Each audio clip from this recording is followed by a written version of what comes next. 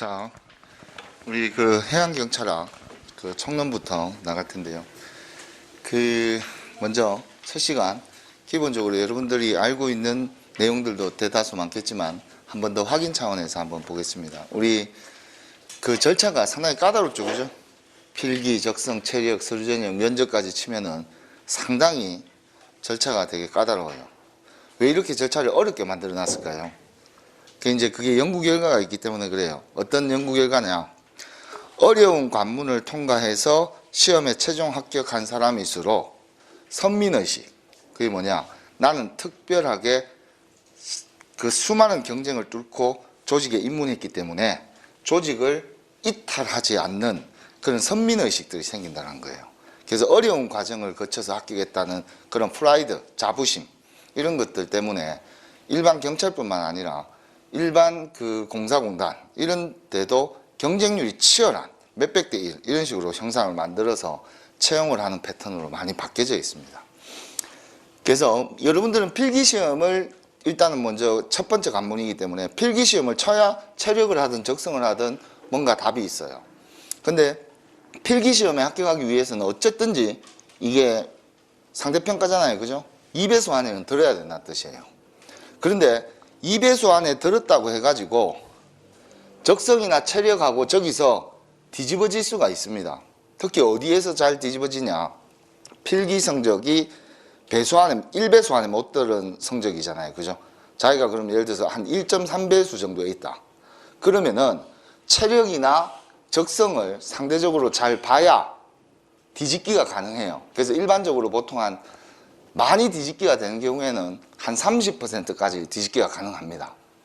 그러니까 한 1.3배수, 5배수, 한 6, 7배수까지 내려가가지고는 좀 현실적으로 좀 어렵고 보통 1.3배수 정도에 되면 종합 환산에서 뒤집어질 가능성이 있어요. 과거에 실제 그런 학생들이 상당히 많았습니다.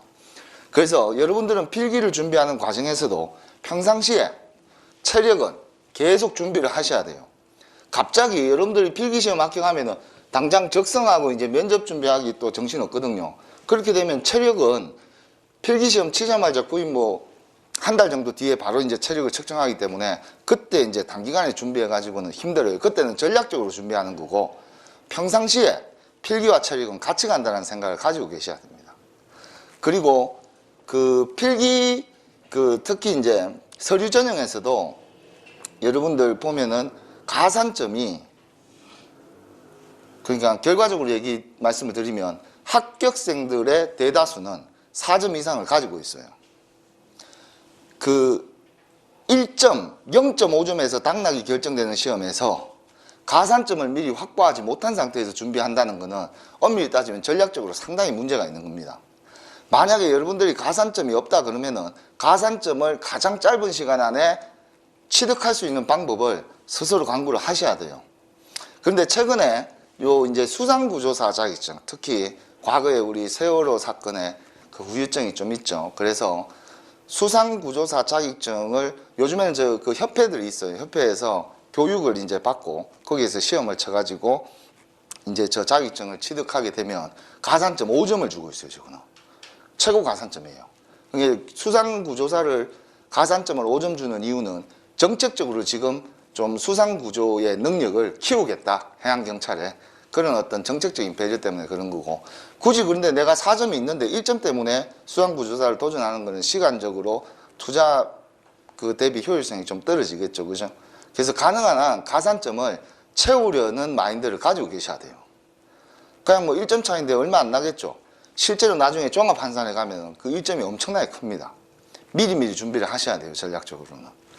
그런 것들 체크해 두시고, 그리고 체력은 1점씩 저렇게 간격이 차이가 나잖아요, 그죠? 그런데 적성은 2점씩 차이가 나는데 실제적으로 적성과 체력은 여기는 2점씩 차이가 나고 여기서 1점씩 차이가 나기 때문에 여기가 더 중요한 거 아닌가 이런 생각을 할 수도 있어요. 근데 실제는 그렇지 않아요. 대부분 여기는 6점 정도에 밀집되어 있어요, 모든 점수들이. 여러분들 시험이 합격을 하잖아요, 그죠? 그럼 적성검사 시험을 치면 6점에서 대다수의 학생들이 다 걸려 있어요. 그럼 거기에서 조금 우수한 학생들은 8점까지 가요. 10점은 아주 드뭅니다. 있기는 있겠지만 상대평가니까 아주 드물어요. 그러면 4점 이하를 받게 되면 거의 좀 안 좋은 거죠. 결과론적으로. 그래서 보통 한 6점 정도를 맞으면은 편차가 심하지 않아요, 이쪽에서는. 근데 여기에서는 좋은 점수를 받지 못하면 그대로 그냥 1점씩 떨어지기 때문에 상당히 평상시에 좀 관리를 하셔야 된다. 그리고 수영은 절대평가니까 50m 측정해가지고 계속 시험 치듯이 이제 한 번씩 그 수영을 하셔야 되겠죠. 그렇게 해서 저 130초를 합불만 결정나니까 저 시간 안에 들어오셔야 된다. 그런 것들 체크하시고. 그 다음 제 면접과 관련돼서는 그 면접위원이 예를 들어서 3명이 동시에 그 상중하에서 하를 다 때리면 다른 면접과 상관없이 탈락이에요. 그냥 탈락. 그래서 2명은 중을 때리고 1명은 하를 때렸다. 그래도 상관없어요. 하하 때리고 중 때려도 상관없어요. 근데 3명이 각자 점수를 매겼는데 하하하를 동시에 때렸다. 다른 면접의 내용과 상관없이 무조건 일단 그건 그 차수에서는 탈락이 되는 겁니다. 불합격 판정이 나는 거예요. 그래서 이런 것들도 참고하시고, 특히 우리 해양경찰학은 그 해양경찰학 자체를 공부하는 것 자체가 면접하고도 관련이 되게 많아요. 해양경찰학의 내용들이 실제 나중에 가면 면접에서 나오는 내용들이 상당히 많습니다. 그래서 우리 해양경찰학은 총론하고 강론이 있어요. 크게 나누면은. 그러면 총론은 주로 이제 그 경찰행정법 뭐 이런 쪽, 행정법 쪽, 그리고 경찰행정학 쪽, 뭐 인사조직 예산 뭐 이런 쪽, 행정학 쪽 이런 파트가 일부 들어가고, 강론 쪽은 주로 이제 회사법규 관련된 문제들, 이제 법규들이 개별 법규들이 이제 들어간다 이 말이에요. 실제로 여러분들의 출제 빈도는 강론 쪽이 상당히 많습니다. 압도적으로. 근데 강론 쪽은 학습 방법이 되게 좀 단순해요. 실제 단순 암기식의 문제들이 상당히 많습니다. 그래서 경찰행정학은 시험 범위가 되게 넓어요. 대신에 문제의 난이도가 그렇게 막 높게 가지는 않습니다. 하지만 범위가 넓기 때문에 공부하는데 상당히 좀 까다로운 측면이 있어요. 예를 들어서 한 85점까지는 어느 정도 공부하면 쉽게 취득할 수 있지만 그 이상을 취득하는 과정은 상당히 어렵습니다. 좀 학문에 그런 특수성이 있다. 그리고 해양경찰학을 공부를 좀 잘 하시는 분들은 자동으로 여러분들 그 과목에 해사법규 과목이 따로 있죠. 그죠? 그죠? 해사법규 성적도 올라갑니다. 이 서로 관련이 있기 때문에 두 과목은 서로 유기적으로 이렇게 관련성이 있어요. 그래서 총론 쪽은 주로 이론적인 부분들이 상당히 많아요. 법이거나 행정과 관련돼서. 그래서 그런 이론들의 개념 이런 걸 위주로 해서 주로 공부를 좀 많이 해주시면 좋겠고, 그리고 여러분들은 해양경찰학을 공부할 때 가장 중요한 거는 일단은 그 다독을 하시는 게 제일 중요해요. 첫 번째는 다독을 한다는 거는 많이 봐야 된다는 뜻이잖아요. 그죠? 많이 읽는 게 중요한데 그 다음에 많이 읽어보시고 난 다음에 문제를 풀어보시는 거예요. 문제를 한번 풀어보게 되면 틀린 부분들이 나올 거예요. 그죠? 이 틀린 부분들을 수정하는 과정이 반드시 필요합니다. 수정. 이때 정독을 하셔야 되겠죠. 틀린 것들을 수정할 때. 내가 이 문제를 왜 틀렸다는 뜻은 내가 개념 확립이 덜 됐다는 뜻이에요. 그러면 그 문제에 대해서 파트를 찾아서 정확하게 그걸 이해하기 위해서 노력을 하셔야 되는 거예요. 그럴 때 정독을 다시 하는 거예요. 그러면서 다독을 기본으로 하셔야 돼요. 많이 넓게 읽어보셔야 돼요. 특히 해사법규와 관련돼서는 개별 법령들이 많기 때문에 그런 것들은 자주 읽어보시면 어려운 게 없어요. 어려운 건 없지만 그 내용을 이거 봤는데 기억이 안 나. 그러면 시험장에서 그건 의미가 없잖아요. 그죠? 그렇기 때문에 그런 내용들을 좀 그 관심을 두고, 그리고 우리가 여기 이제 법규들이 이것도 결국은 법이고요. 기본적으로 여기도 행정법적인 요소들이 들어가 있기 때문에 경찰 작용이기 때문에 법률과 관련된 내용들이 많이 나와요. 그러면은 법은 그 기본적으로 3단 체계를 가지고 있습니다.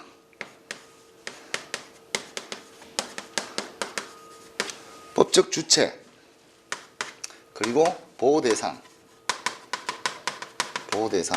그리고 법적 효과. 법 조문에 이렇게 기본적으로 이게 세팅이 되게 돼 있어요. 그럼 법적 주체라는 거는 주어가 있는 거죠. 은이가 뭐 이렇게 나오겠죠. 그죠? 그 다음 제 보호 대상이 바로 주로 목적어에 해당되는 것들이 많아요. 얼얼이 되겠죠. 그죠? 그럼 법적 효과는 뭐예요? 권리가 있다 없다, 의무가 있다 없다, 거의 있다 없다예요. 그러면은 법률 조항과 관련돼서 문제를 출제할 때 기본 패턴은 주체를 바꿔버리거나 아니면 보호 대상을 범위를 예를 들어서 A인데 A-로 확장시키거나 또는 축소시키거나 또는 법적 효과가 있는데 없다라고 이렇게 문제를 만들거나 기본적으로 그런 패턴으로밖에 법을 문제를 만들 수가 없어요. 그러면 여기에서 가장 중요한 거는 뭐냐? 여러분들이 공부를 할 때는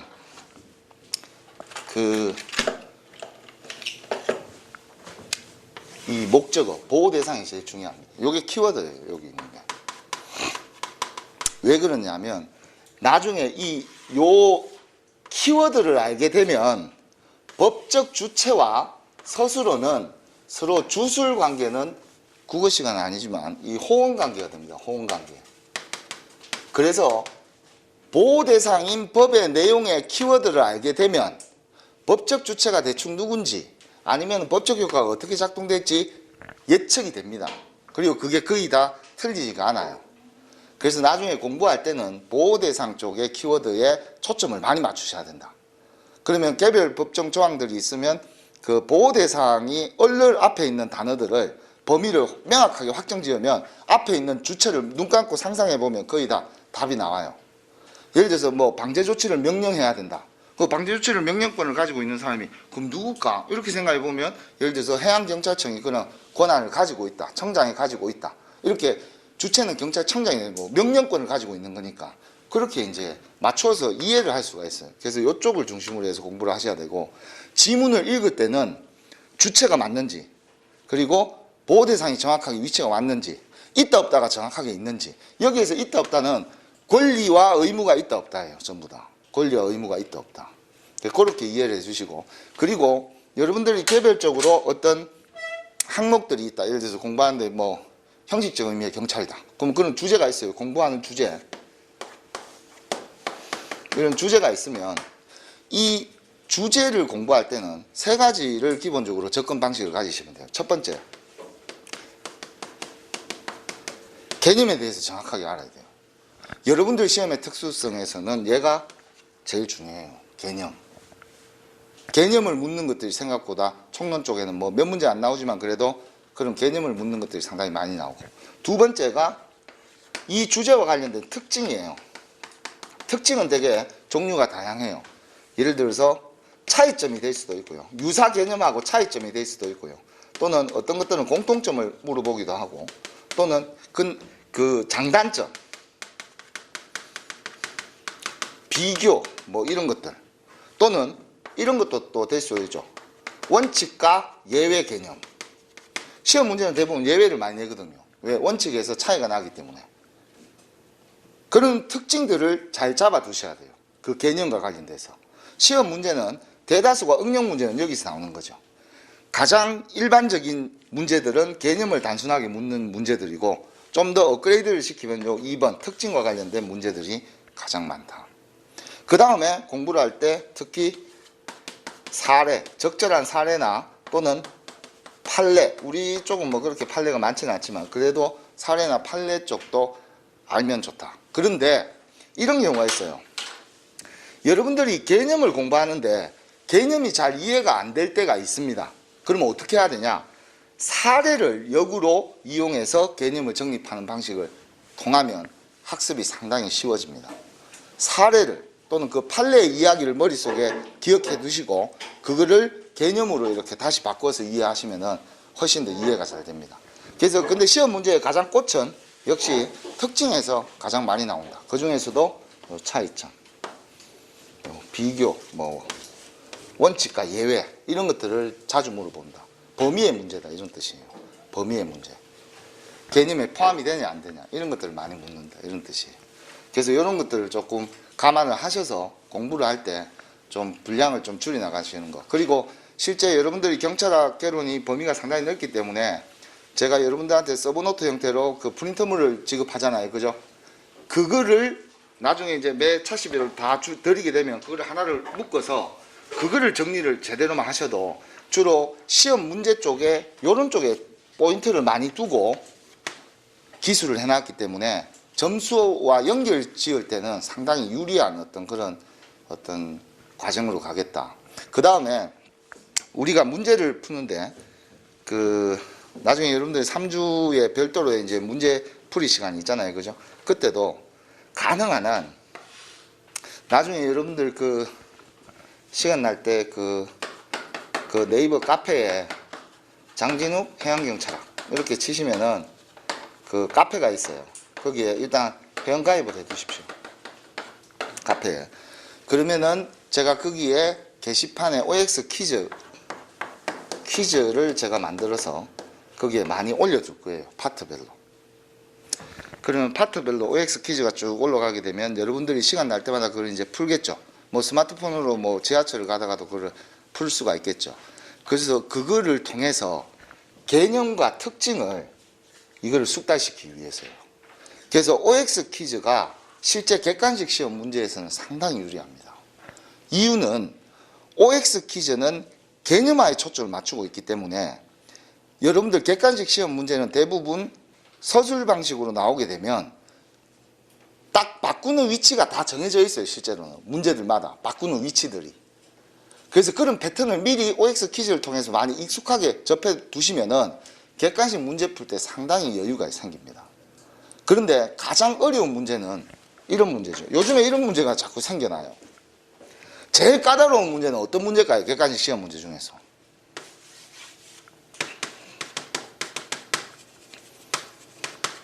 박스형 문제.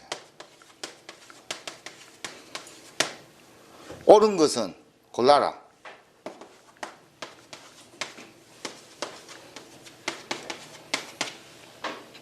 이거는 이 내용을 다 알지 못하면은 맞추기가 어렵습니다. 요 문제들은 난이도 상권 문제예요. 전부 다 박스형 문제들은 내용을 다 알아야 되기 때문에.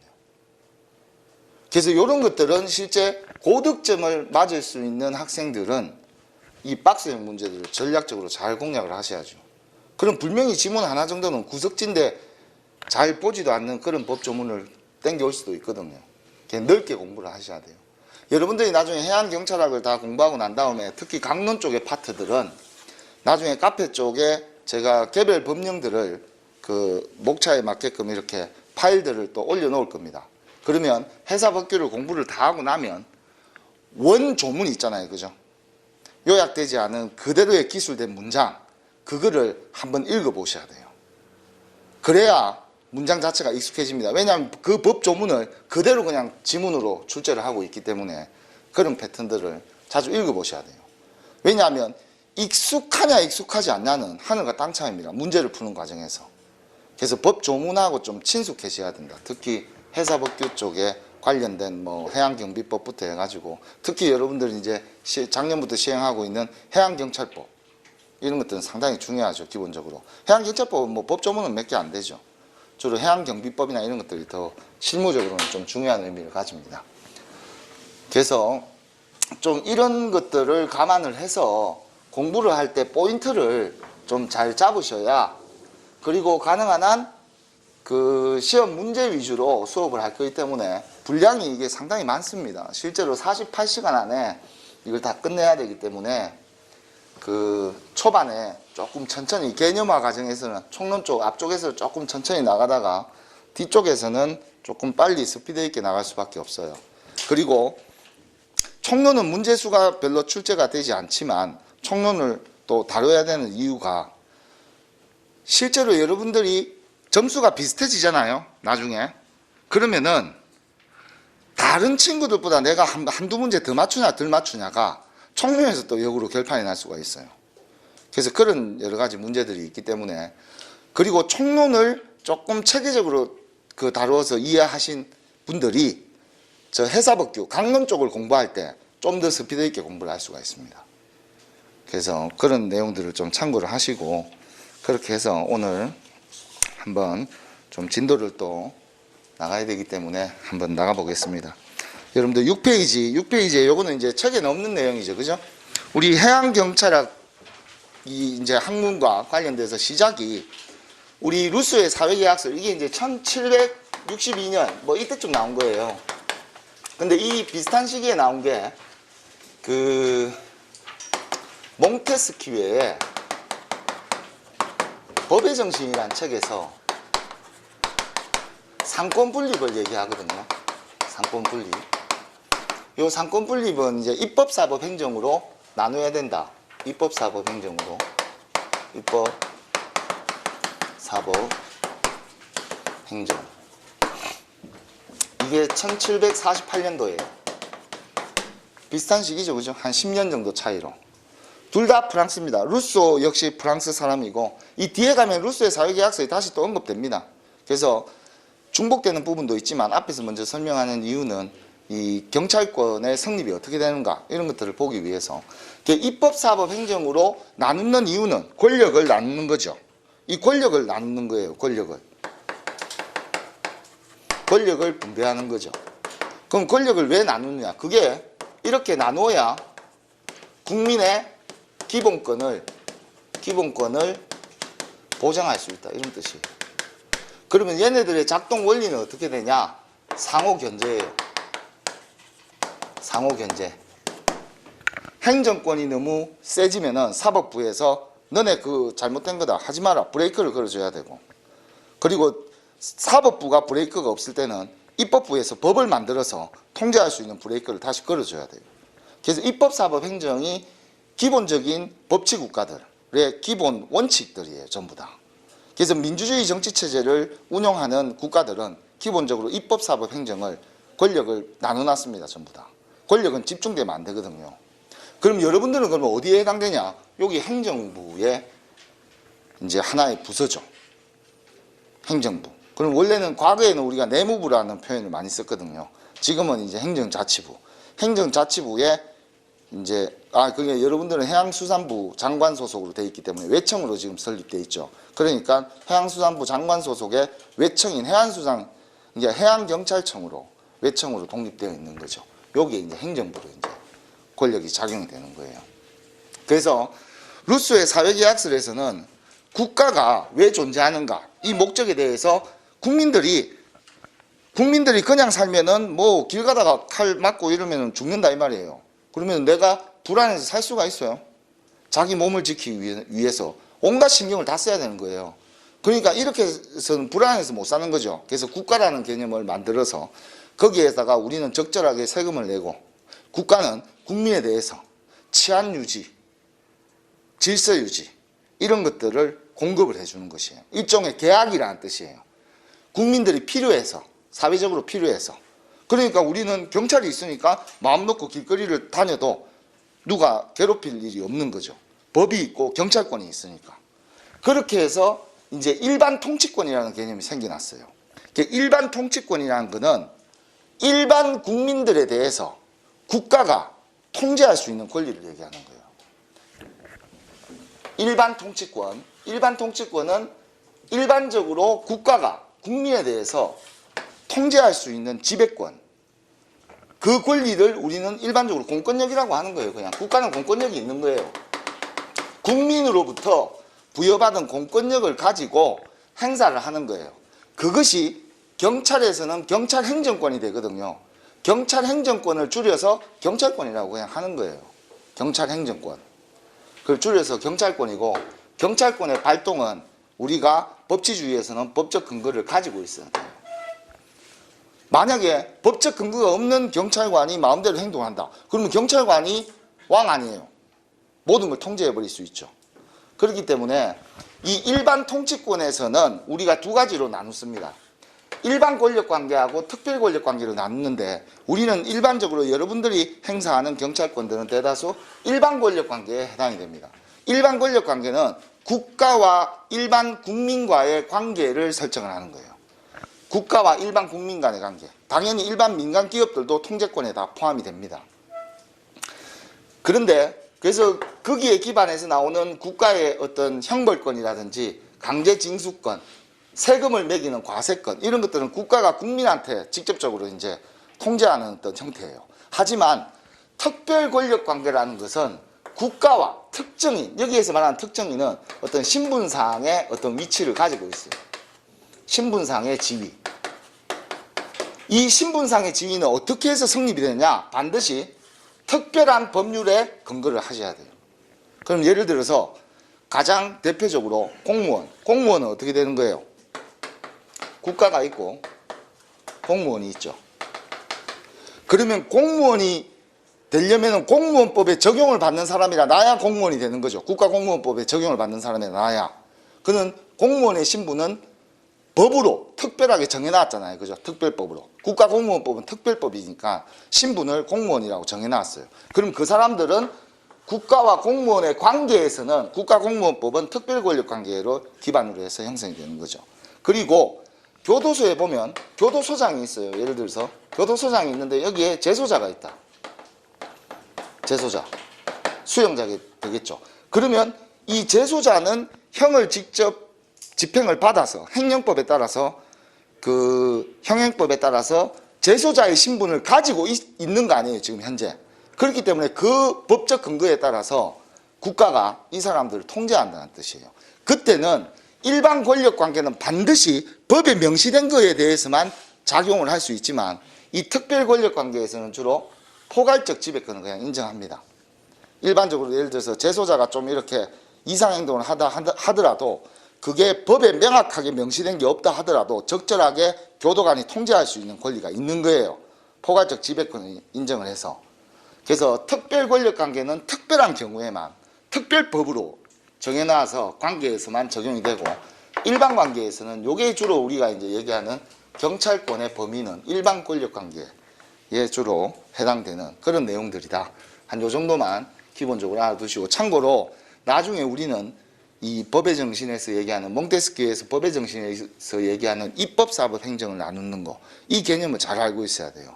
그래서 루소의 사회계약설과 몽테스키의 법의 정신에 의해서 영향을 받아서 발생된 사건이 뭐가 있죠? 프랑스 대혁명.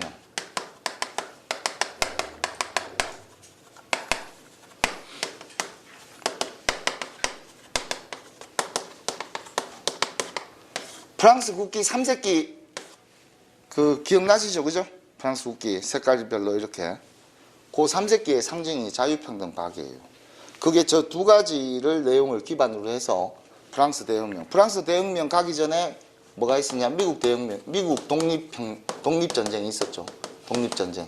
그래서 미국 독립전쟁을 치르면서 프랑스 사람들이 거기에 큰 감명을 받아요. 와, 쟤네들 미국 애들이 저렇게 독립을 하면서 투쟁을 하는 걸 봐서 그래서 얘네들이 대혁명으로 나중에 이제 가는 거죠. 그래서 저 두 가지가 어떤 법치국가의 틀을 만드는데 상당히 큰 기여를 합니다. 그래서 여러분들이 그냥 상식적으로 봤을 때 여기 보면 이 루소, 요 리얼 있죠. 미음 있고 요 이음 이렇게 있어요. 그래서 주로 이제 이음, 미음, 리얼. 프랑스 사람들의 이름의 특징이에요. 프랑스의 특징. 프랑스를 잘 들어보면 거의 다 옹알이 하는 느낌이 많아요. 이응, 미응, 리을이 많이 들어가요. 예를 들어서 지능검사를 최초로 개발한 사람이 시몽이거든요. 그것도 몽 들어가는 거예요. 여러분들이 봤을 때 이응, 리을, 미음이 이름에서 많이 들어간다. 옹알이 하는 느낌이다. 그러면 프랑스 쪽이라고 생각하시면 거의 다 100%예요. 그래서 프랑스는 우리가 나중에 대륙법계를 공부할 때 프랑스가 영향력이 상당히 큽니다. 그리고 행정법의 시초가 프랑스예요. 나폴레옹 법전 이런 것부터 행정법의 기원이거든요. 그렇기 때문에 여러분들은 경찰행정법이잖아요. 그죠? 당연히 행정작용과 관련돼서 프랑스의 영향이 상당히 큽니다. 우리는 대륙법계. 뭐 영미법계에 지금 혼합되어 있지만 그런 내용들을 좀 이해를 역사적으로 이렇게 흐름을 좀 알면서 내용을 좀 정리를 해두시면 조금씩 체계가 잡혀 나갈 겁니다. 자, 그리고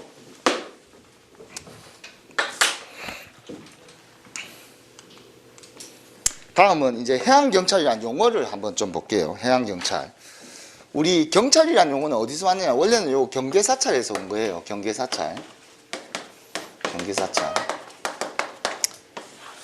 항상 살피고, 주변을 이제 살피고 경계하는 그런 업무를 담당하는 사람이 우리 경찰이죠. 그래서 경찰의 기원이 여기에서 이제 경자와 차를 따서 우리가 이제 경찰이 되는 거예요. 그러면 경찰의 개념을 영어로 보면은 프로액티브. 이거는 이제 사전 예방적인 활동들을 얘기하는 거예요. 가장 대표적인 게 사전 예방적인 활동이 위험 방지죠. 위험이 발생될 수 있는 걸 미리 방지하는 활동. 이게 가장 사전적인 거 아니에요. 그 다음 째 리액티비티는 반응적이다. 이런 반응적이다는 뜻은 뭐하고 관련되냐? 주로 이제 수사와 관련되어 있는 것들이 많죠. 수사. 사건이 발생된 이후에 반응을 하는 거죠. 그런 것들이 주로 이제 그 경찰 활동은 주로 사전 예방적이면서도 사후적인 어떤 활동들이 다 포함이 되어 있다. 그래서 우리 해양경찰의 정의를 한번 살펴보면 이렇게 되어 있어요. 해양이라는 거는 지역적, 범위적, 장소적 개념이에요. 이거는.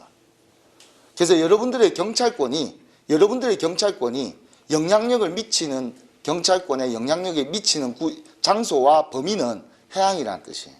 그래서 해양과 관련돼서는 조금 이따가 이제 보고 공공의 안녕과 질서에 대한 위험 방지. 여기에서 요 위험 방지죠, 그죠? 요게 경찰의 해양경찰관의 기본 임무예요. 기본 임무. 이 계속 나옵니다. 2번 아주 중요해요. 공공의 안녕과 질서. 공공의 안녕과 질서. 공공의 안녕과 질서를 우리가 지키는 경찰을 우리가 나중에 뒤쪽에 가면 보안경찰이라고 하거든요. 자, 그런데 이 보안경찰에는 어떤 개념이냐? 요거 생각하시면 돼요. 공공의 안녕과 질서를 지키는 경찰이다. 그러면 경찰관은 무슨 직이다? 원래는 공안직렬에 원래는 해당이 되는 거예요. 원래는. 그런데 독립돼서 따로 이제 해양경찰법을 만들어 놓고 합니다. 그래서 우리가 일반적으로 공안 업무를 담당을 한다. 그러면 공안경찰이 보안경찰이 되는 거예요. 공공의 안녕과 질서 유지에 초점을 두는 경찰이다. 거기에만 초점을 둔다. 이러면 보안경찰이다. 나중에 뒤에 가면 용어가 또 나옵니다. 그래서 그때도 이 개념이 나오면 그걸 이해를 해 주십시오. 이게 경찰의 기본 임무고 일반 통치권에 의해서 이거는 법적 근거가 있다라는 것이에요. 통치권을 기반으로 한다는 거예요. 그러니까 공공의 안녕과 질서에 대한 위험 방지 업무를 기본 임무로 하는데 그 근거는 국가의 일반 통치권이 근거가 된다. 일반 통치권을 근거로 해서 성립을 했다.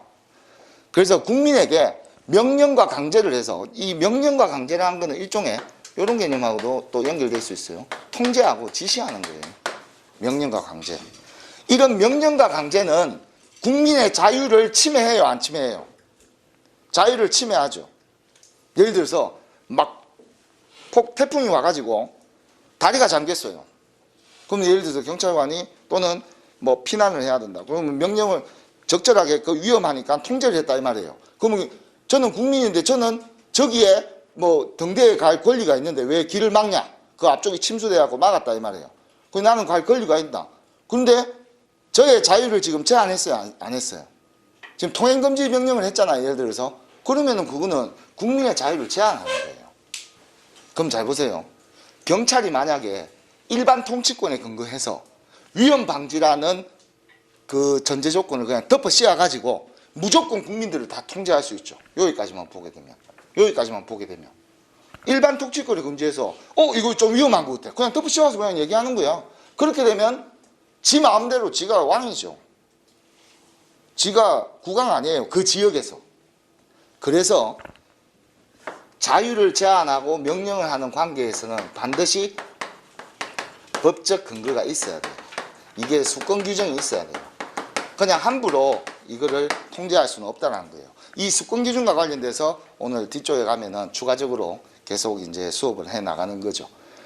그래서 이게 해양경찰의 개념이에요. 그래서 특히는 요 기본 임무와 관련돼서 오늘 상당히 중요한 어떤 내용들을 수업을 전개를 할 겁니다. 그래서 기본 임무, 공공의 안녕과 질서에 대한 위험 방지. 요 개념을 알고 계셔야 돼요. 그래서 공공의 안녕이 어디까지인가, 질서가 어디까지인가, 그리고 위험 방지가 어디까지인가, 그 범위에 대한 개념들은 오늘 이제 공부를 하는 거죠. 그렇게 정리를 해 두시고. 그러면 이제 해양이라는 개념이 과연 어디까지를 우리가 해양이라고 해야 되냐. 그 해양과 관련돼서는 우리가 통상기선이라는 표현을 쓰는데요. 우리 통상기선. 통상기선은 썰물 때 민물과 썰물이 있죠, 그죠? 그 다리 왔다 갔다 하면서 잡아당기고 또 늘리고 하기 때문에 밀물과 썰물이 생길 때, 썰물 때 해안선을 기준으로 그은 선이 바로 통상기선이에요. 통상의 기준점이 되는 선이다. 통상의 기준점이 되는 선이다. 썰물대 해안선이다. 그냥 이렇게 생각하시면 돼요. 썰물대 해안선. 그런데 우리가 직선기선이라는 게 있어요. 직선기선. 직선기선은 주로 이제 남해안이나 이런 데 보면 서해안, 리아스식 해안. 리아스식 해안이라고 하죠. 그죠? 예를 들어서 이렇게 있으면 섬이 이렇게 있어요. 이렇게. 예를 들어 섬이 있다. 그러면 섬의 외곽을 연결한 선이에요. 섬의 외곽을. 이렇게. 이게 직선기선이에요. 섬의 외곽 부위를 연결한 거. 그러면 한 가지 여쭤볼게요. 간척 사업을 했어요. 간척 사업을. 그러면 예를 들어서 여기에 많이 있는데 이렇게 나와 있는데 요 섬이 아니고 이렇게 땅이 이렇게 연결되어 있는데 이렇게 들어가 있다고 생각해 봅시다.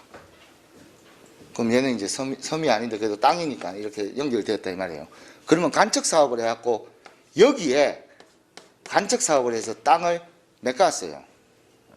그러면 대한민국 영토는 늘어난 거예요? 줄어든 거예요? 늘어난 거죠. 그런데 해안선에는, 직선기선에는 영향을 끼친다, 안 끼친다? 영향을 끼치지 않습니다. 왜? 외곽 쪽을 연결했기 때문에 얘를 다 메꿔야 이게 다 메꿔도 이게 외곽을 연결했기 때문에 전혀 영향을 못 미치죠.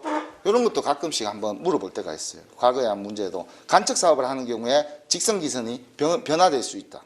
변화되지 않습니다. 간척 사업과는 무관해요. 그런 내용들을. 그러면 이렇게 보시면 돼요. 직선기선은 결국은 그 섬의 바깥쪽을 연결한 선인데요. 바깥쪽을 그 연결한 선이다. 연결선이다. 이렇게 보면은 우리가 동해안은 썰물 민물의 차이가 있어요, 없어요? 동해안은 거의 없죠. 동해안은. 그래서 동해안은 통상기선을 기준점으로 합니다. 해안선의 기준점을. 그러면 남해안은 그래도 조금 있죠. 썰물과 민물은. 서해안은 되게 심하죠. 그래서 남해안과 서해안은 직선기선을 기준으로 해서 해안선의 기준점을 잡는다는 뜻이에요. 기준점을. 됐어요. 그죠? 자, 그래서 뒤쪽에도 가면 비슷한 개념들이 나올 때 따로 이제 설명 안 하고 그냥 복습 개념으로만 보고 바로 넘어갑니다.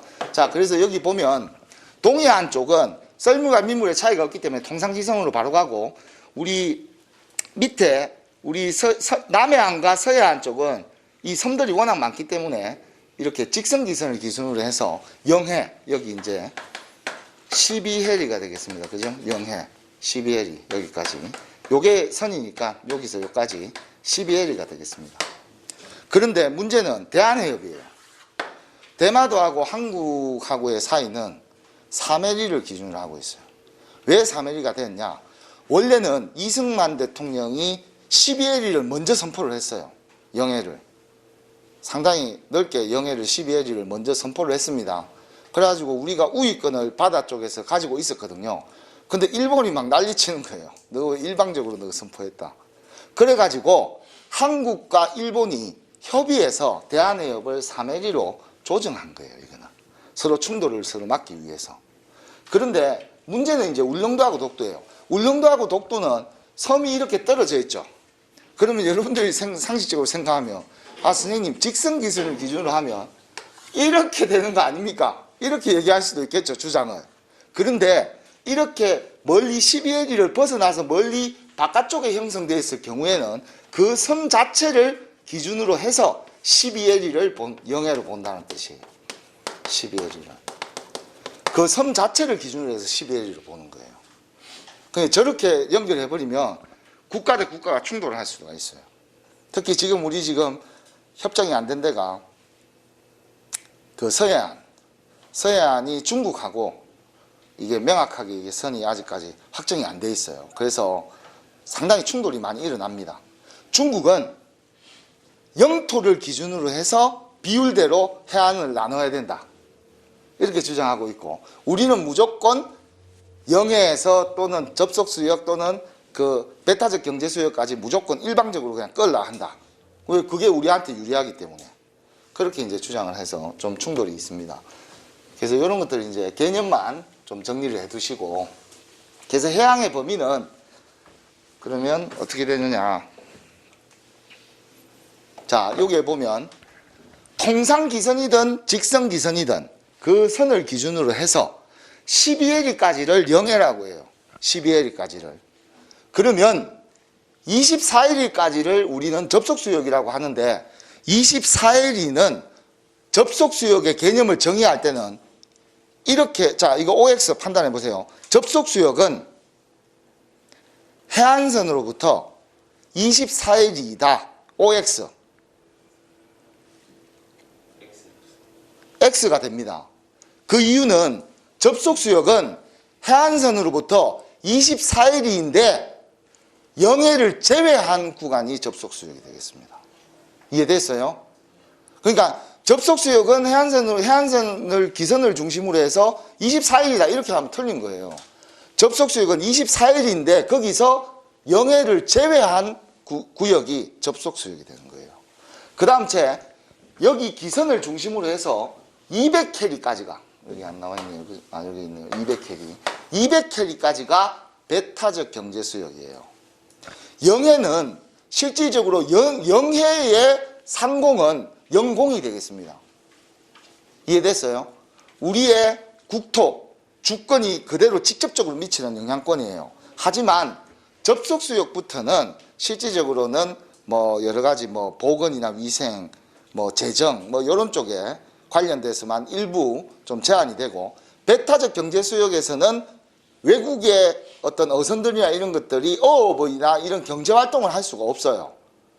경제활동을 하게 되면 그 이제 체포가 가능합니다. 그런데 배타적 경제수역에서는 경제활동만 하지 않고 따로 그걸 선박이 지나가잖아요. 그죠? 그런 것들은 전혀 상관이 없다. 그냥 통보를 하고 지나가면 된다는 뜻이에요. 그거는 이제 전체 어떤 인류 전체의 어떤 공동의 문제니까 그렇게 보는 건데, 그런데 우리가 영해 접속수역, 배타적 경제수역은 보면은 약간 이자로 이렇게 통일이 많이 돼 있죠. 그죠? 12, 24LE, 뭐 또 200캐리. 이것도 원래는 12LE, 12LE, 200캐리 안 해요. 12LE, 24LE, 200캐리 되는 것처럼. 그래서 이자를 중심으로 이렇게 눈에 좀 봐주시고, 나중에 여러분들이 해양경비법에 들어가게 되면 용어를 좀 바꿉니다. 해양경비법에서는 영해를 연안수역이라고 표현을 해요. 연안수역. 그리고 접속수역을 근해수역이라고 해요. 가까울 근을 써서 가까운 근. 그리고 좀 멀리 있다 해서 배타적 경제수역을 원해수역이라고 해요. 저 세 가지 연안수역, 근해수역, 원해수역을 합쳐서 우리는 해양경비법에서는 경비수역이라고 정의를 내주십니다. 저기까지가 여러분들의 해양경찰권이 직접적으로 영향권 안에 있는 것들이에요. 특히 배타적 경제수역에서는 해양 오염과 관련돼서, 특히 선박 충돌에 의한 기름 유출이나 이런 거와 관련돼서는 업무 수행에 직접적인 어떤 활동을 할 수가 있는 거죠. 그래서 그런 쪽으로 요게 이제 뒤쪽에 가면 해양경비법에서도 요 용어가 요렇게 바뀌어서도 쓴다는 거, 요걸 알고 계셔야 됩니다. 자, 다음은 이제 여러분들 교재 6페이지 펴시고 이제 하나씩 좀 정리를 하면서 한번 가보겠습니다. 우리 이제 대륙법계 국가경찰이 있고, 영미법계 국가경찰이 있어요. 영미법계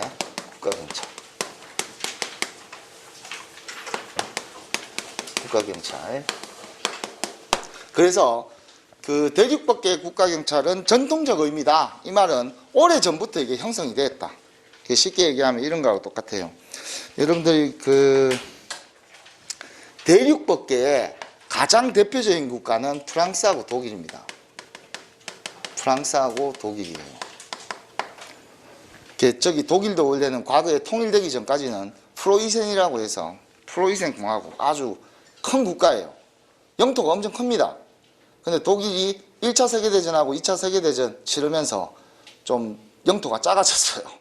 결국 둘 다 패전했잖아요. 그죠? 영토가 좀 작아졌어요. 프로이센이 상당히 큰 국가였거든요. 그래서 영미법계는 이제 영국하고 미국인데,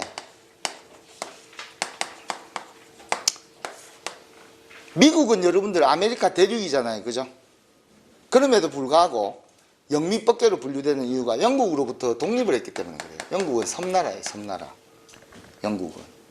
그래서 영국을 보게 되면 이렇게 되어 있어요. 이렇게 되어 있어요. 스코틀랜드, 아일랜드, 잉글랜드 이렇게 되어 있어요. 얘네들 통일국가입니까? 영국은? 유나이티드 킹덤, 연방국가예요. 연방국가. 얘네들은. 이거를 알 필요가 있어요. 왜 그러냐면 이 스코틀랜드, 아일랜드, 잉글랜드는요 과거에 저그들끼리 개터지게 엄청 싸웠어요. 피터지게 엄청 싸웠어요.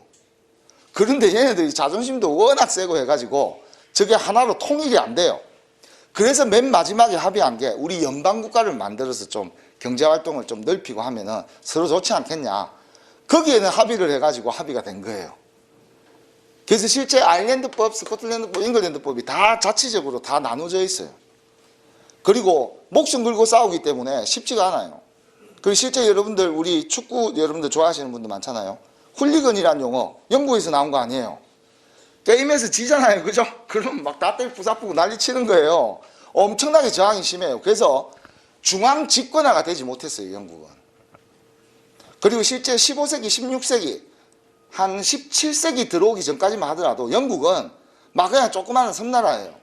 별볼이 없는 거예요.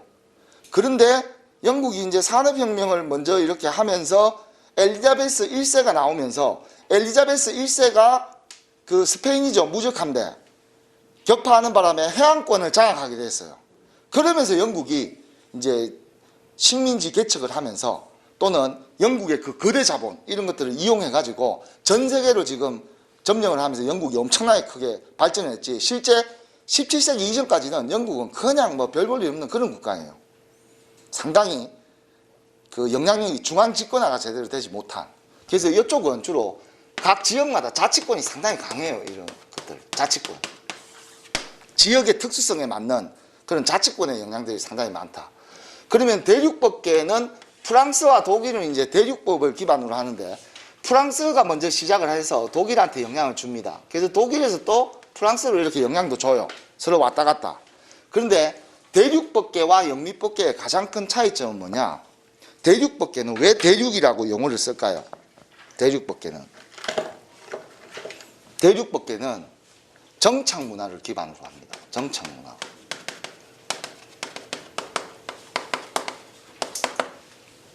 여러분들 정착을 하게 되잖아요. 그러면 이제 씨 뿌리고 밭 갈고 내가 뭐 다른 데로 갈 일이 있다 없다? 없죠. 그 지역에서만 사는 거예요. 그러면 그 지역에서만 계속 살아가다 보면 자연 발생적으로 많은 사람들이 한 곳에 정착을 하게 되면 누가 등장을 한다? 독재자. 결국은 우두머리가 나타나게 돼 있어요. 그게 이제 왕이 나타납니다. 왕이라는 개념이죠. 왕 또는 지방 영주 이런 사람들. 그 지역에서 이제 왕이 등장을 하는 거예요. 그럼 왕이 등장을 하면 자기의 관할 구역을 다 관리할 수 있어요, 없어요? 왕이 혼자서 못하죠. 그래서 그 밑에 경찰을 두는 거예요. 그래서 경찰이 모든 권한을 가지고 누구를? 시민들을 주로 명령하고 강제한다. 이 말은 강제라는 것은 실력 행사를 한다는 거예요. 주로 통제하고 지시하는 거죠. 통제하고 지시해요. 그럼 한 가지 볼게요. 지금 이 왕으로부터 경찰이 있고 시민이 있으면 경찰은 누구를 위해서 일하는 사람이죠? 왕을 위해서 일하는 사람이에요. 시민을 위해서 일하는 사람 개념이 아니에요. 시작 자체는. 그러면 이 관계는 수직적이에요? 수평적이에요? 수직적이죠. 이 개념을 중요하게 생각하셔야 돼요. 대륙법계는 애초부터 수직적 계열화가 되어 있어요. 이 수직적이란 말은 권력적 수단으로서 활용이 된다. 즉 명령하고 통제하고 시민들을 감시하고 통제하고 억압하고 이런 개념으로 권력을 이용해서 누르는 이런 개념. 그래서 왕의 입장에서는 경찰한테 이 권력을 어디까지 줄 것인가 이게 관심 분야가 되지 않을까요? 그죠? 그래서 대륙법계 경찰 개념에서는 범위나 성질 쪽에 관심이 많아요. 경찰권에. 범위와 성질 쪽에. 수직적 관계에서 어디까지 경찰한테 권력을 줄 것인가. 처음에는 정권을 줬다가 나중에는 점점 줄이거든요. 너무 파워가 세니까. 그 다음 우리 영미법계는 섬나라다 이 말이에요. 그래서 얘네들은 기본적으로 이동 문화가 있는 거죠. 이동 문화.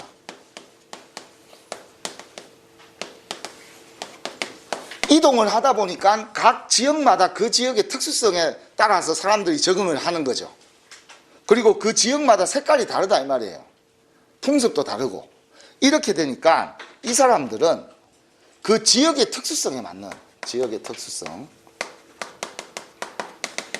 특수성에 맞게 시민들이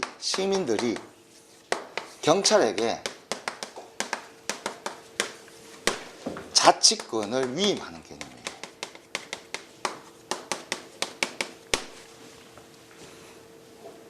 그러면 영미법계는 그 지역의 특수성에 맞게 경찰한테 권한이 위임됐기 때문에 이 시민과 경찰은 수평적이다, 수직적이다, 관계가. 수평적이다. 그러면 어디에 초점이 더 맞춰져 있냐? 비권력적 수단에 더 초점이 맞춰져 있어요. 그럼 비권력적이다면 주로 되게 협력적이고 되게 서로 친화적이다 이런 뜻이에요. 그래서 비권력 작용은 주로 이제 서비스 이런 것도 이제 포함이 됩니다. 대국민 서비스. 좀 위험에 빠져 있을 때 예를 들어서 가난한 사람이 갑자기 뭐 되게 집에 차비도 잊어먹고 막 아무것도 없어요. 지갑을 다 잊어버렸어요. 근데 너무 힘들어서 집까지 가는데 1시간 걸려요. 그래서 도움 청할 데가 없어서 파출소에 들른 거예요. 그래서 제가 지금 지갑도 오늘 잃어버리고 아무것도 없어서 집에 갈 수가 없어요. 아니면 차비라도 좀 빌려주시면 안 돼요. 근데 그거는 개인 간의 거래가 돼버리잖아요. 그죠? 그러니까 경찰관이 제가 집까지 그냥 태워드릴게요. 그 개인 택시는 아니지만 그 국민이 어려워하고 힘들어하는 상황에서 국민을 위해서 서비스 해준 거예요. 그런 경우는 이 영미법계에서 훨씬 더 친화적이다. 그래서 영미법계는 이쪽은 애초에 위임을 하면서 수사권도 같이 줘요. 수사권을 인정을 해줍니다. 따로 인정을 해줘요. 근데 여기는 경찰권만 그대로 인정을 하지 수사권은 별도로 이제 따로 인정을 하지 않거든요. 사법으로 따로 쪼개져 있기도 하고 나중에 내려오면서. 근데 중요한 거는 여러분들이 대륙법계 국가경찰과 영미법계 국가경찰의 개념을 구분할 때 수직적이냐 수평적이냐의 개념만 나누어 놓아도 나머지의 개념들을 전부 다 정립하기가 좋아요. 자, 예를 들어서 한번 이제 보겠습니다. 자, 요거 경찰 개념은 시대적과 역사적으로 개념이 각 국가들마다 다 다르게 발전했어요. 참고로 우리나라는 대륙법계의 영향을 많이 받았지만 실제 지금은 영미법계의 자치경찰의 개념을 많이 도입했기 때문에 지금은 우리는 대륙법계와 영미법계가 혼합되어 있어요. 대부분 현대국가의 경찰은 대륙법계와 영미법계가 혼합되어 있는 형태입니다. 지금의 국가들은. 그래서 요 부분 여러분들 요 차트에 별표를 치십시오. 여기에서 주로 이제 한 문제. 그 객관식으로 내기 쉽잖아요. 그죠? 다음 중 대륙법계 경찰의 특징이 아닌 것은. 그래서 대륙법계는 역사적으로 오래됐기 때문에 전통적이다 이런 의미를 썼고, 영미법계는 영국이 파워가 세진 지가 얼마 안 됐잖아요. 그죠? 미국이랑 힘이 세진 지가 얼마 안 됐죠. 그래서 이제 현대적 의미의 경찰이다 이렇게 이제 이름을 또 붙여놓은 거죠. 그래서 대륙법계는 경찰권 발동의 범위나 성질, 경찰은 무엇인가, 왕이 어디서 어디까지를 경찰권을 인정해 줘야 될 것인가. 그래서 일반 통치권을 기반으로 해서 중앙집권적이다 이런 뜻이에요. 여러분들 중앙집권적이다라는 개념 혹시 자 볼게요. 우리가 일반적으로 조직을 얘기할 때는요, 피라미드 조직을 얘기합니다. 피라미드 조직을 얘기했을 때 중앙집권하다 이런 표현이 많이 나올 수 있어요. 뒤쪽에 가면 또 조직론에 가면 막스 베버의 관료제 이런 이야기도 나오기 때문에 중앙집권이란 말은 권력이 즉 의사결정권이 중앙에 집중되어 있다 이런 뜻이에요. 의사결정권이 중앙에 집중되어 있다. 그럼 뭐냐? 여기 중앙이 어디? 여기를 얘기하는 거예요. 즉 상층부에 있다. 의사결정권이 상층부에 있는 경우를 중앙집권화라고 해요. 그 다음 우리가 분권화라고 하는 거는, 분권화라는 거는 의사결정권이 의사결정권이 쪼개져 있다 이런 뜻이에요. 밑에 하부 조직의 개개인한테 전부 다 쪼개져 있는 경우를 우리는 분권하다 이렇게 표현합니다. 그러면 의사결정권이 어느 쪽에 있냐? 하층부에 있다는 뜻입니다. 하층부. 그래서 집권화의 개념은 결국은 제일 위에 있는, 명령체계에서 가장 위에 있는 왕이 의사결정권을 내려가지고 밑으로 쫙 내리는 거고, 분권화라는 뜻은 현장에 있는 전문가들, 현장에 있는 경찰관이 현장에서 판단하는 거예요. 분권화되어 있는 조직들은. 그러면 자치경찰제, 영미법계 국가들은 전부 자치경찰제이고 저쪽이 국가경찰, 중앙집권화된 국가경찰 개념이기 때문에 자치경찰제는 그 지역마다 경찰권들이 현장에서 이루어지는 다양한 활동들, 이런 것들을 이제 주로 분권화됐다 이렇게 얘기할 수 있는 거죠. 그래서 시민과의 관계가 대립적이고 수직적이다. 대립적이고 수직적인 관계를 어떻게 설정하는가? 법으로 통제한다. 행정법, 이렇게 이제 국가 행정작용을 법률로서 만들어 놓은 거예요. 여러분들 직접적으로 여러분들이 경찰권을 행사할 수 있는 근거법령이 해양경찰법 직무 14조 뭐 이런 것들하고 경찰관 직무집행법 이런 쪽에서 전부 다 여러분들의 경찰권에 법으로 권한이 있다라고 명시를 해놨다 이 말이에요. 그러니까 행사할 수 있는 거죠. 주로 행정법적인 개념들이에요. 그러니까 왕이 법으로 어느 정도 통제를 하려 하는 거예요. 법으로 네가 이 범위와 이 성질의 권한을 네가 가지고 있다. 너는 이 범위에서 활동해라. 이렇게 이제 주는 거죠.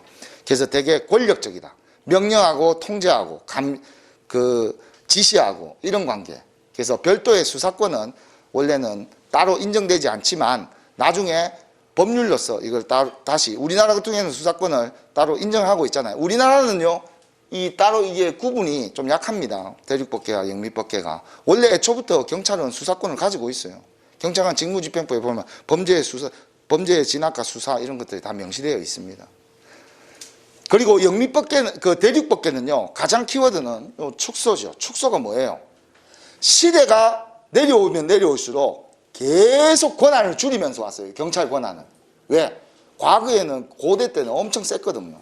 그거는 구체적으로 변천 과정은 또 설명을 드릴 겁니다.